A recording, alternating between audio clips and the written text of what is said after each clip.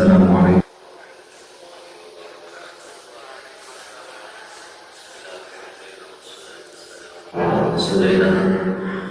Sayyidina Muhammad Syahidillah wa ala alihi wa sahbihi wa man wala, la hawla wa la quwwata illa billah.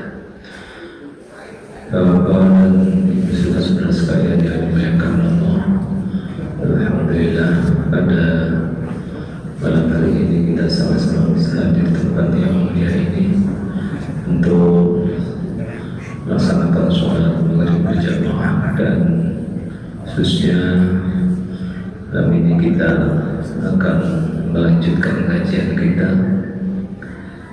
karena pada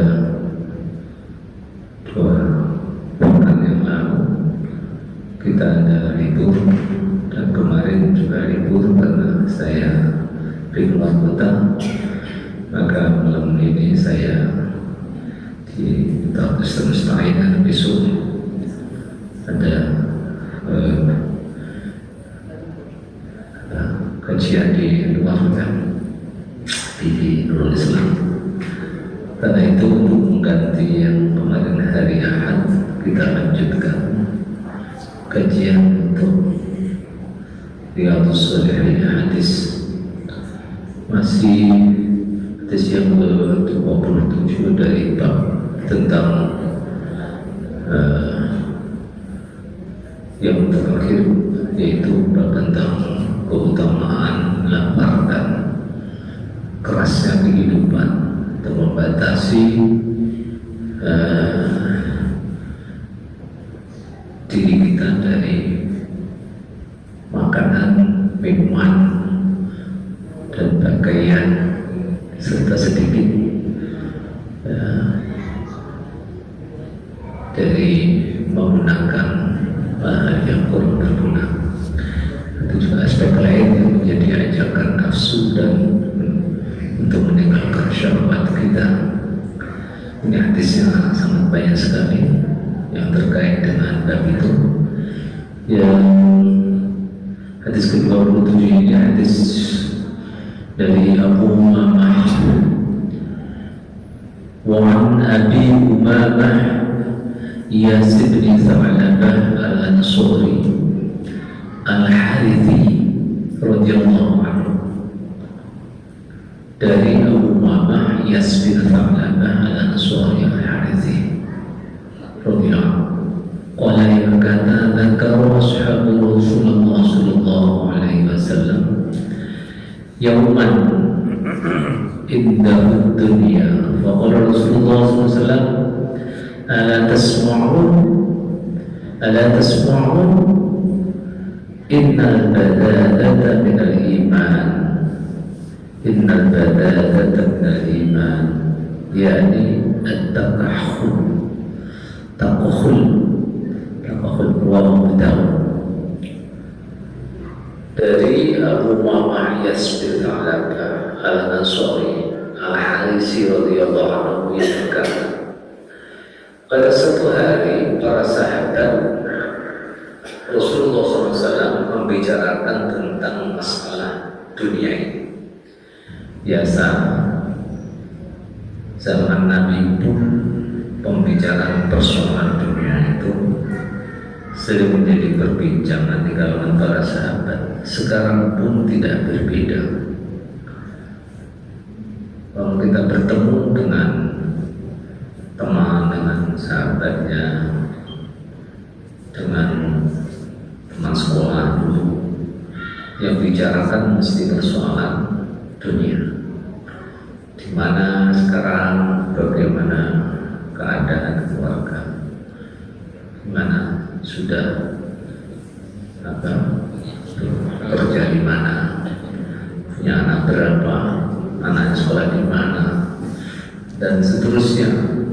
Itu semua adalah persoalan yang terkait dengan masalah dunia.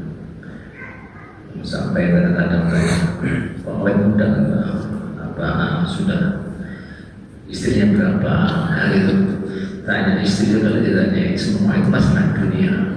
Nah, kalau punya istri satu anak, cemen, masak, punya banyak, istrinya cuma satu, supaya kompor-kompor. Nah, zaman Rasulullah pun ada pembicaraan masalah itu dengan para sahabat.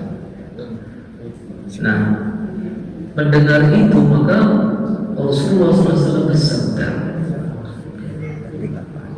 Apa sabdanya?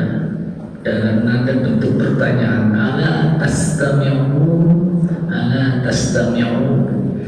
Rasul dua kali ya mengulang kata-kata, apakah kalian tidak pernah mendengar? Apakah kalian tidak pernah mendengar? Nah, apa perkataan apa? Innal badalata minal iman. Sesungguhnya kesederhanaan itu adalah bagian dari iman. Nah, dua kali juga disebut innal badalata minal iman. Ya, sesungguhnya kesederhanaan itu bagian dari iman.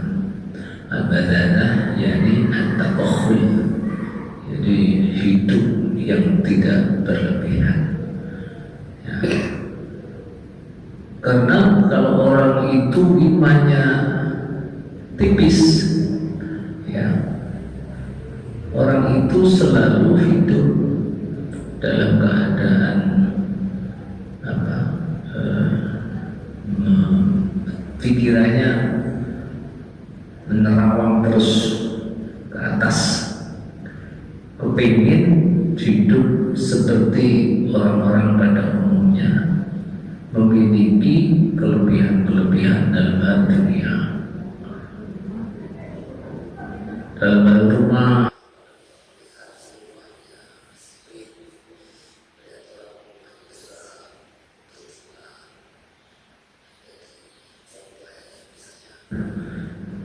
apaan saya bisa punya rumah kayak itu ya. Nah itu, jadi menerawang terus seperti itu biasa, sesuatu yang sering dialami oleh banyak orang.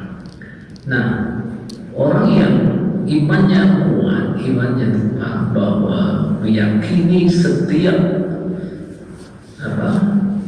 yang diterimanya itu adalah bagian dari nikmat Allah yang memang itu yang layak untuk dirinya, yang bisa membawa dirinya menjadi orang yang baik, menjadi orang yang bisa beribadah dengan tenang. Itu sudah merasa sebuah nikmat yang luar biasa, yang membuat hatinya menjadi tidak gelisah, tidak terlalu berpikir tentang masalah duniawi. Itu sesuatu yang anugerah yang luar biasa. Karena itu,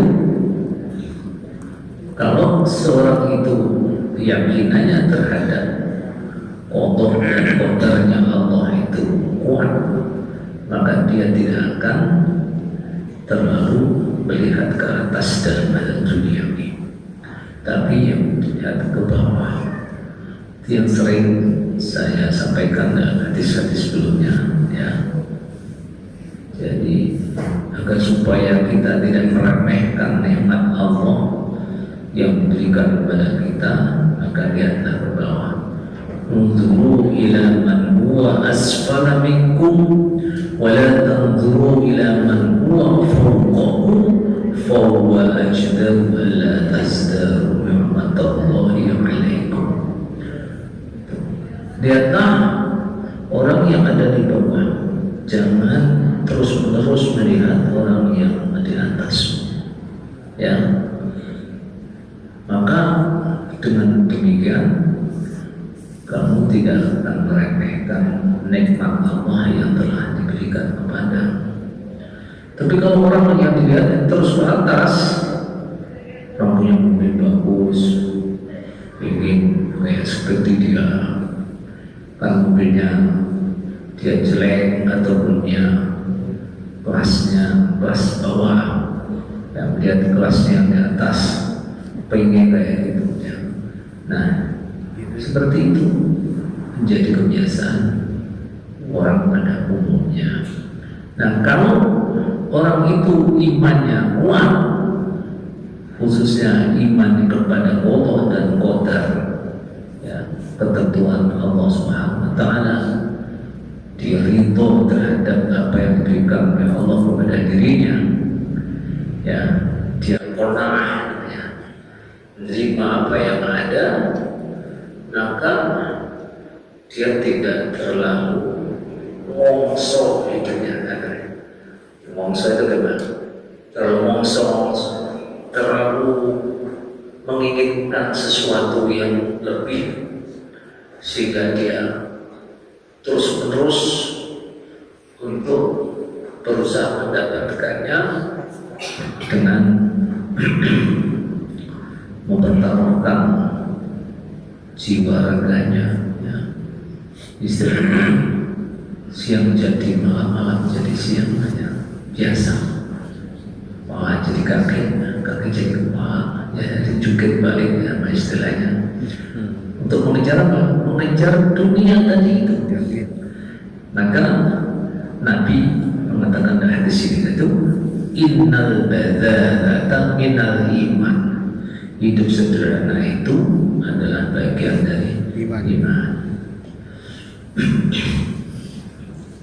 Baik, itu hadisnya. Hadis yang kedua, wa an Abi Abdillah Jabir bin Abdillah radhiyallahu anhu qala ba'athana Rasulullah sallallahu alaihi wasallam wa amara alaina Abu Ubaidah radhiyallahu anhu natalaqqa ayran li Quraisy wa zawwadana jiraban min tamrin lam yajid lana ghayrahu.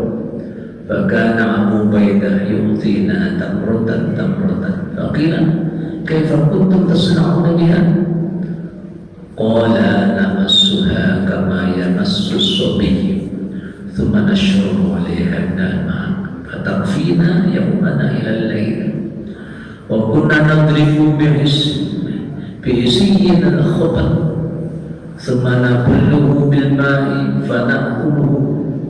قال وانطلقنا على ساحل البحر ورفع لنا على ساحل البحر كهيئة الكثيب الضخم فأتيناه فإذا هي دابة تدعى العنبر فقال أبو عبيدة ميتة ثم قال لا بل نحن رسول الله صلى الله عليه وسلم ففي سبيل الله وقد اضطررتم فقولوا فأقمنا عليه شهرا ونحن 300 حتى سمعنا ولقد رأيتنا نغترف من مقد عينه بالبلال الدهن ونقطع منه الفدار كالثور أو كقدر الثور ولقد أخذ منا أبو بيدة 13 رجلا فأقعدهم في موضعيه وأخذ ضلعا من أضلاعه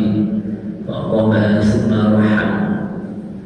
رحل عظم بعير معنا فمر من تحتها وتزودنا من نحبه وشارقه فلما قدمنا المدينة أتينا رسول الله صلى الله عليه وسلم فذكرنا ذلك له فقال هو رزق أخرجه الله لكم فهل معكم من لحمه شيء فتطمعونه فأرسلنا إلى رسول الله صلى الله عليه وسلم منه ما أكله رواه Muslim. Dari sahabat Nabi namanya Abu Abdullah Jabir bin Abdullah radhiyallahu anhu. Artinya anak dan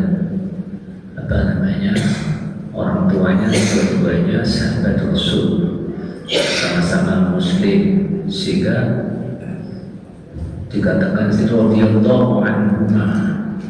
Jadi Nabi Abu Abdullah Jabir bin Abdullah. Jabir ini punya anak namanya Abdullah, punya bapak namanya Abdullah. Gitu. Radhiyallahu. Nah, dia berkata Rasulullah SAW mengutus kami di bawah pimpinan Abu Ubaidah untuk menghadang pasukan Quraisy, dan dia memberi bekal 1 kantong kurma karena yang adanya itu, nah zaman itu ya zaman sulit ya, zaman perjuangan sahabat-sahabat Nabi itu keadaannya sangat mengenaskan. Maka Abu Ubaidah memberi kami masing-masing tamar-tamar, ya, tamrotan, satu butir kurma tadi itu. Jadi yang dibagikan nggak sekarang satu plastik isi setengah kilo mereka enggak, begitu, satu butir kasih sana sahabat satu butir. Subhanallah, bagaimana cara makannya kayak begitu, nah, karena hanya cuma satu kantong kurma tadi dibagi orang banyak, maka kasih satu butir. Jabir ditanya, apa yang kalian lakukan dengan sebutir kurma? Ia menjawab, kami mengisapnya seperti anak bayi yang mengisap susu ibunya.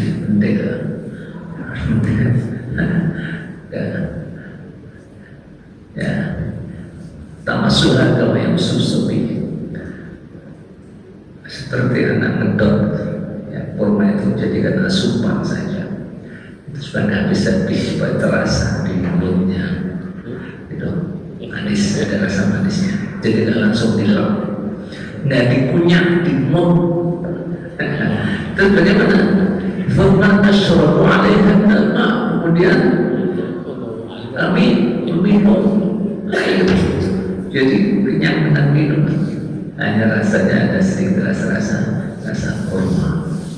Nah, fatakfina yawmana ila lain, itu udah cukup bagi kami hidup sampai malam. Jadi seperti itu sampai malam. Dan itu orang sekarang banyak piring itu. Nah ini sampai malam. Nah,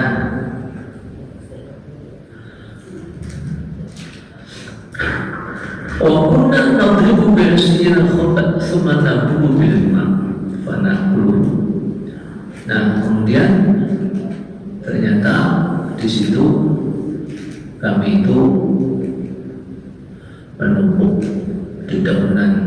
Ada kalau di sini yang mungkin daun-daun yang bisa dimakan, entah daun ditumpuk karena tidak ada makanan yang lain, ya. Daunnya ditumpuk, ya, menggunakan tongkatnya. Setelah kami basahi dengan air, kami memakannya. Sampai di situ, jadi makan daun-daunan tadi itu. Vegetarian, lalapan, atau lalapan saja, daun-daunan apa itu yang ada di tempat padang pasir itu. Lalu kami melanjutkan perjalanan hingga tiba di sebuah pantai. Nah, di sana kami menemukan seperti ada gundukan tanah yang mirip sebuah bukit kecil. Lalu kami menuju ke tempat itu. Ternyata itu adalah seekor ikan yang besar dan panjang, menyerupai bukit ikan paus yang terdampar gitu. Ikan paus terdampar di pinggir laut. Nah, apakah itu benar-benar ikan biasa atau Allah yang mengirimkan tiba-tiba kun fayakun jadi ikan besar yang ada di situ? Allah, di sini yang jelas itu kelompok sahabat Nabi itu melihat ada seekor panjang. Nah, Abu Ubaidah berteriak, itu bangkai. Namun tidak apa-apa, kalian adalah utusan Rasulullah yang sedang berjuang di jalan Allah. Karena kalian sedang dalam keadaan terpaksa, maka makanlah bangkai itu. Barangkali ketika itu belum tahu bahwa bangkai binatang laut itu semuanya halal. Ya, ada dua yang halal bangkainya itu as-samak wal jarad. Ya, binatang laut itu ikan dan belalang. jenis belalang, spesies belalang itu. Nah, spesies belalang itu wujudnya di tempat kita ini macam-macam, sehingga segala hal yang masuk dalam spesies belalang sebagian ulama mengatakan itu halal, bukan hanya sekedar malang kecek, tapi termasuk malang-malang yang besar yang bisa dimakan jenisnya. Kalau menurut jenis-jenis binatang itu, kenapa nggak disebutkan secara terperinci satu persatu? Ya tentu akan terlalu banyak penyebutannya nama-nama itu, karena kadang-kadang satu daerah dengan daerah yang lain ada berbeda. Nah, maka disebutkan as-samak wal jarnais itu sama. As-samak. Orang-orang sahabat Nabi ketika itu menganggap itu adalah yang tidak bisa dimakan, tapi ternyata karena dalam terpaksa mereka makan bangkai itu. Nah, di pantai itu kami bertahan selama 1 bulan. Coba ya, ada bangkai ikan bisa dimakan itu sebulan. Itu berarti kondisi yang panas, dijemur, ikannya jadi dendeng besar. Nah, orang kami terdiri dari 300 orang. Coba 300 orang makan satu bangkai seberapa gedenya ya? Ya tidak seperti anak gundukan pasir gitu. Nah, itu berarti sangat besar namanya ya. Dan 300 orang. 1 bulan di sana membuat kami menjadi gemuk. Masya Allah ya. Nah, kami masih ingat pada waktu kami mengambil bagian mata ikan tersebut, kami menggunakan tempayan untuk menampung bagian lemahnya aja sudah. Ambil tempayannya, kemudian motong-motong sebesar bambu ya, sebesar sapi, anak sapi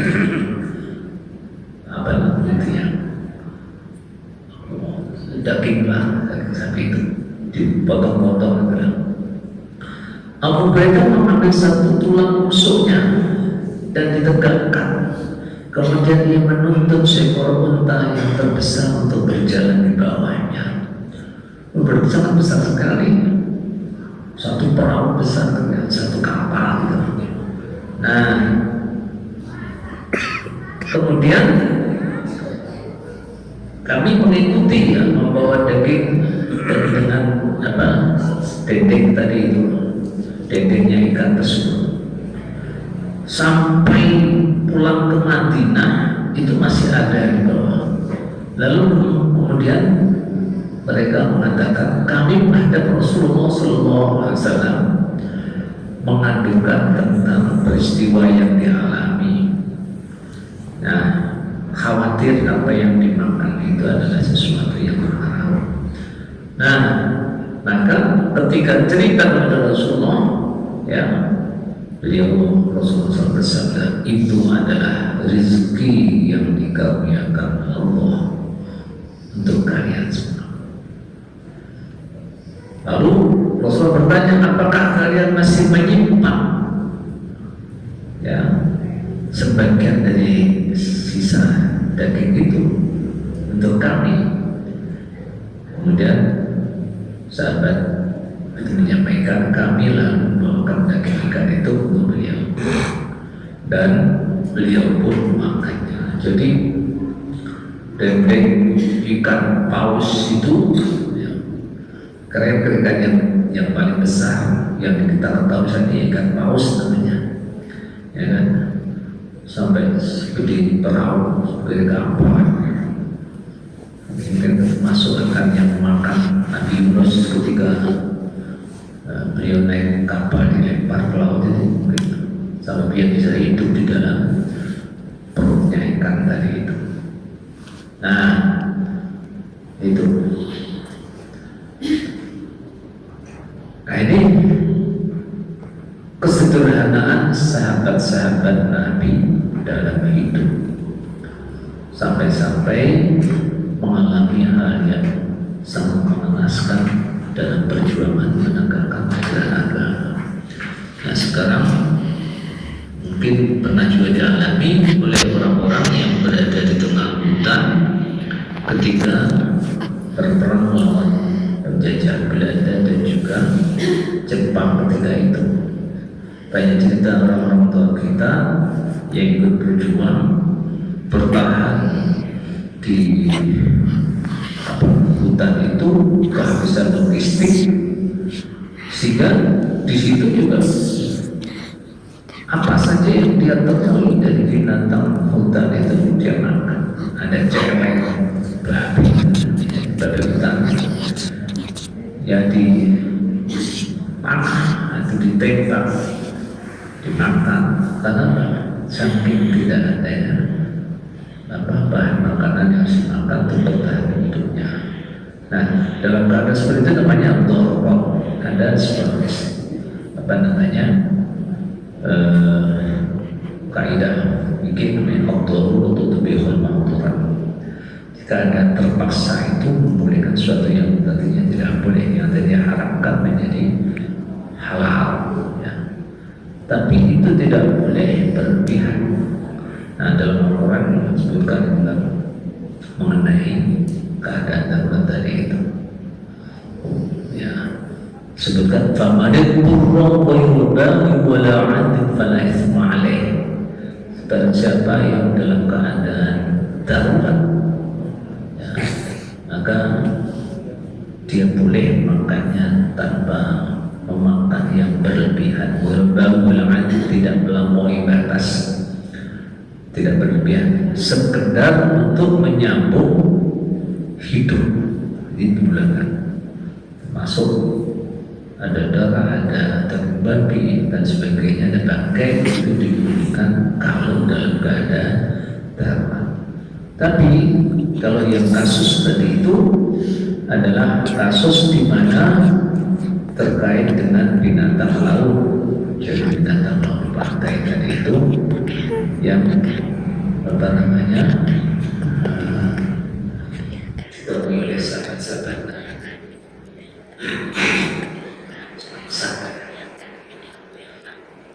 Hadis berikutnya wa Asma binti Yazid radhiyallahu anha qalat kana qamis Rasulullah sallallahu alaihi wasallam ila as-suq rawahu Abu Dawud Tirmidzi wa qala haditsun hasan. Dari Asma bin Yazid radhiyallahu anha berkata, tangan baju Rasulullah itu sampai pada pergelangan tangan. Nah, hadis Tirmidzi berkata hadis ini derajatnya hasan. Abu Dawud juga meriwayatkan hadis ini, jadi juga mengatakan bahwa hadis ini menjelaskan bagaimana keadaan Rasulullah SAW, ya, tentang sederhananya beliau dalam menggunakan pakaian, memang keadaan yang menyebabkan harus seperti itu, ya. Nah, ada hadis cerita yang lebih panjang lagi dari Jabir radhiyallahu anhu. An Jabir radhiyallahu anhu qala inna kunna yawmal khandaq nahfiru fa'aradat qudyatun shadidah faja'u ila Nabi sallallahu alaihi wasallam faqala hadhihi qudyatun 'aradat fil khandaq wa qala ana nazilun thumma qala abatna ma'subun bi hajarin wa labithna thalathata ayyamin la nadhuq ذوقا فأخذ النبي صلى الله عليه وسلم المعول وضرب فعاد كثيبا أحيل أو أحيا فقلت يا رسول الله إذا إلى البيت فقلت لامرأتي رأيت بالنبي صلى الله عليه وسلم شيئا ما في ذلك الصبر فعندك شيء يا فقالت إني شعير وعنق فذبحت العناق وذبحت الشعير حتى جعلنا اللحم في البرمة ثم جئت النبي صلى الله عليه وسلم والعجين قد انكسر والبرمة بين الآثاف قد كانت تنتج فقلت تعينني فقل أنت يا رسول الله ورجل أو رجلان قال كم فذكرت له فقال كثير طيب كلها لا تنزع la tanza'il burmah wala al-khubza min at-tanur hatta anni berarti faqala hatta anti faqala qumu faqama al-muhajirun wal ansar fadakhaltu 'alayha faqultu wa lihajin raja'a an-nabiy sallallahu alaihi wasallam wal muhajirun wal ansar wa man ma'ahum qala hadha sak faqultu na'am qultu qala udkhulu wa la tadawwatu faj'al yafsul khubza wa yaj'al 'alaihi lahma wa yuhammiru al-burmata wa at-tanur idza akhadha minhu wa yuqarribu ila ashabihi thumma yansibu falam yazal yaksiru wa yadhrifu hatta shami'u wa baqiya minhu faqala quli hadha wa'di wa ahdi fa idza nasa ashabahu majmu'atun tafaqun alaih. Nah ini kisah salah satu daripada mukjizat Rasulullah SAW ketika terjadi perang Khandaq itu. Yang hadis riwayat oleh Jabir ini. Nah, pada perang Khandaq ketika tengah menggali parit, kami mendapati seonggok tanah yang sangat keras sekali sehingga susah untuk digali. Kemudian para sahabat menemui Nabi dan berkata, ada seonggok tanah yang sangat keras sekali dan tidak bisa dibuat parit. Beliau SAW bersabda, biar aku yang akan menggalinya. Kemudian beliau bangkit dan diikat dengan batu. Lantaran sudah 3 hari tidak merasakan makanan sama sekali.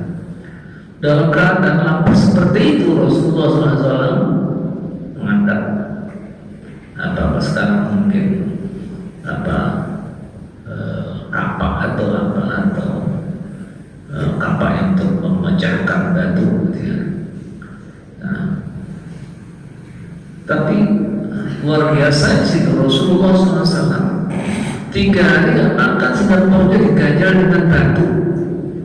Coba seperti itu. Lalu beliau mengambil cangkul dan mengayunkannya seketika hancurlah tanah yang keras itu. Ini mujizat ini.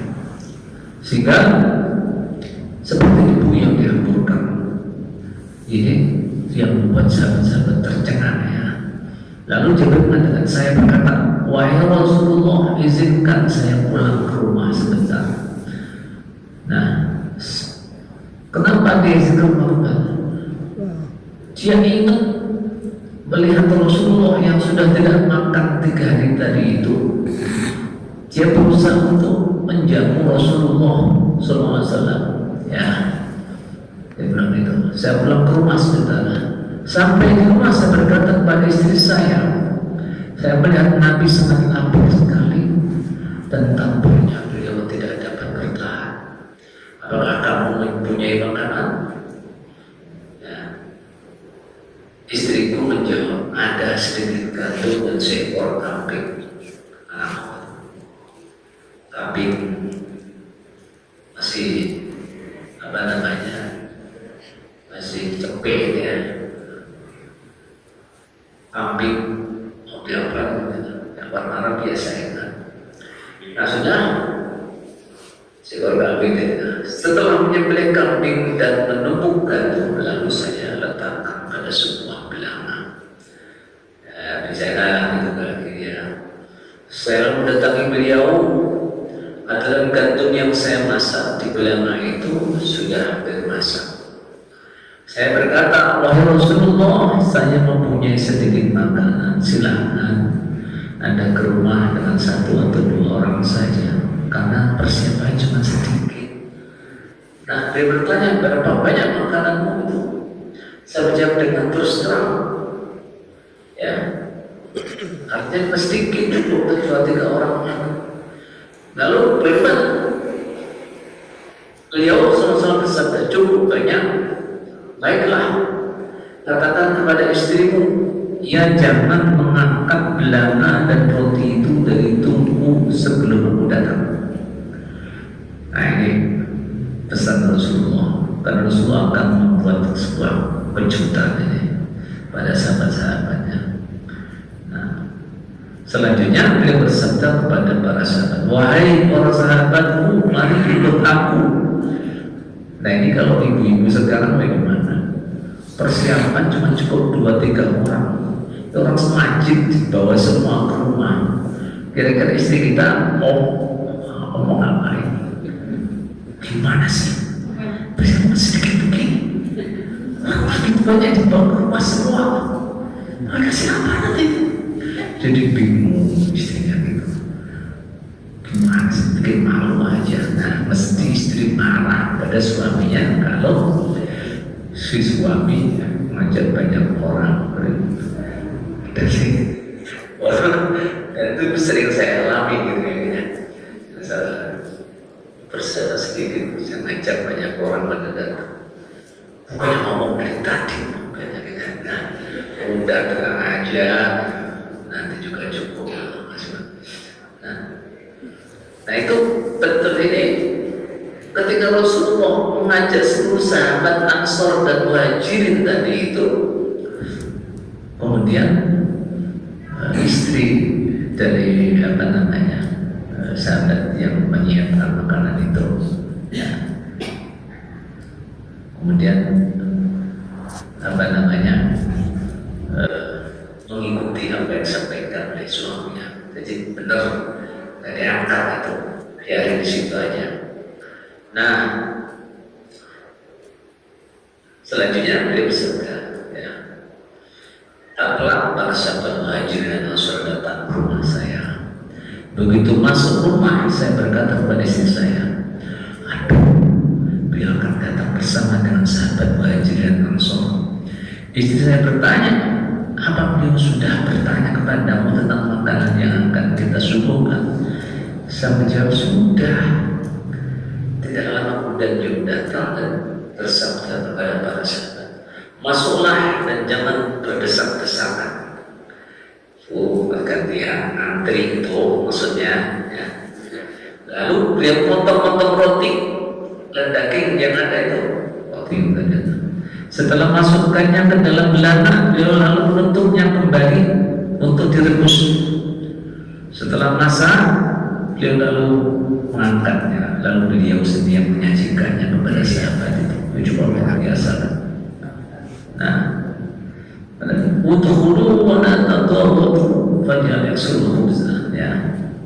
Itu seperti itu. Nah, kemudian mereka semua akan bergantian. Beliau menyajikannya kepada sahabat-sahabat tadi itu. Nah, beliau kembali memotong-motong roti dan daging sehingga mereka semua kenyang. Bahkan dalam perjalanan belakang tadi masih ada sisanya. Beliau bersabda kepada istri saya, makan dan bagi-bagikan itu, kasih hadiah kepada saudara, karena saat ini orang-orang itu sedang ditimpa kelaparan. Nah itulah salah satu mukjizat Rasulullah SAW yang bisa menjadikan makanan sedikit tapi menjadi berkah, cukup untuk banyak orang. Bayangin 300 orang dikasih makan cempe satu sama roti dan gandum ini beberapa potong saja. Nah begitu kisahnya. Jadi dalam riwayat lain dengan bahasa redaksi yang berbeda sedikit, ya, katakan bahwa Jabir bin Abdullah tadi berkata, ketika panen itu digali, saya melihat Nabi sangat lapar. Aku lalu segera pulang menemui istriku dan berkata, apakah kamu punya suatu makanan? Soalnya aku melihat Nabi sedang lapar sekali. Istri melihatkan sebuah kantong yang berisi sebatang gandum. Dan kami juga, ya, masih mempunyai seekor kambing yang Cina. Lalu aku menyembelih kambing dan menunggu kambing itu. Setelah selesai, aku masak kambing itu, bikin gulai kali ya. Setelah sebelumnya aku potong-potong, selanjutnya aku bermaksud mengundang Rasulullah. Istri berkata, jangan kamu permalukan aku di depan beliau ya, dan pengikut-pengikutnya. Jangan. Aku pun menemui beliau. Aku hampiri beliau dan berbisik, nggak kenceng-kenceng karena takut yang lain pada tahu kalau Rasul mau dijamu kayak gitu. Makanya bisik-bisik itu. Ini kisah yang lain taksi seperti itu. Nah, istrinya tadi sudah pesen-pesen, awas ya, jangan permalukan aku ya. Nah, di depan beliau, malu gitu ya. Lalu visinya apa ya? Wahai Rasulullah, kami banyak belajar kambing dan memasak segantang-gantang. Silakan Anda dan beberapa orang datang ke rumah kami. Nah, tiba-tiba beliau malah berseru, "Wahai pasukan Khandaq," itu kan kayak gitu. Jabir mengadakan selamatan, mari kita ke rumahnya. Lalu pesan pada sebelum kamu datang, kamu jangan mengangkat belanga itu dan jangan kamu potong-potong adonan rotinya. Nah, singkat cerita tadi itu, akhirnya dijadikan seperti itu tadi itu. Jadi waktu jumlah sahabat datang ada 1000 orang itu repot. Tapi demi Allah ternyata mereka semua merasa kenyang saat pamit dan meninggalkan rumah. Bahkan di dalam belanga itu masih terdengar bunyi masakan seperti semula, dan adonan roti itu pun masih bisa dibuat roti seperti semula. Inilah kisah yang luar biasa dari kesederhanaan sahabat-sahabat Nabi tadi itu. Hendaknya menjadi pelajaran yang besar buat kita. Jadi bersabarlah, keadaan yang menimpa kita itu betapapun sulit itu kita alami, dan jangan saling salah menyalahkan antara keluarga suami dan istri itu, sehingga keadaan yang menimpa kita itu tidak menjadi asbab terjadinya pertengkaran, bahkan terjadinya perceraian antara suami istri gara-gara tidak terpenuhinya makanan atau minuman, pakaian, dan juga tempat tinggal.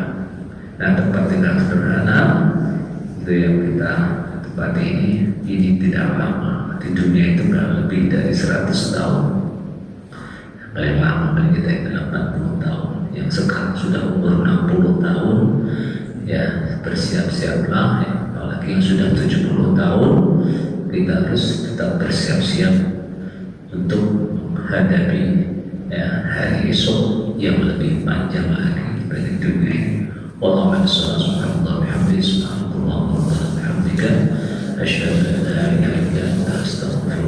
Assalamualaikum warahmatullahi wabarakatuh. Waalaikumsalam.